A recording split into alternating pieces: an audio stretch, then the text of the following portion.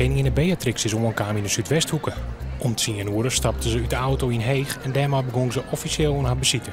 Naast Heeg dat ze het wat zijn, Balk, Oudemarm, Koudem en het Heideskip naar Hoorn. De koningin is in de Zuidwesthoeken om haar eigen eigen te zien hoe het gaat naar de werindeling en met het Frieske Marktproject. Van de medium 4 voeren we de bezitten aansluiten in Warkum.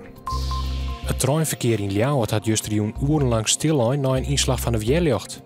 Door de inslag gingen de spoorbjem automatisch dicht en weer er een storing bij de wissels. Er ging de spoorbregen bij Grauwiepen. Het had om het 11:12 vannacht door voordat het probleem verholpen wienen. Het minnewaar had juist ook opnieuw van problemen zorgen bij recreatiepark Blomketerp in Frenscher. Verskate zeeland stroept onder en de stroom voel uit. De skeer werd roest in de duizenden euro's. In januari werd het al mis bij Blomketerp. Joen is het droeg en klert het op. Het koelt al naar een graad als 15. Morgen zinnen maar ze nou en dan een bui. De temperatuur luidt om de 22 graden in.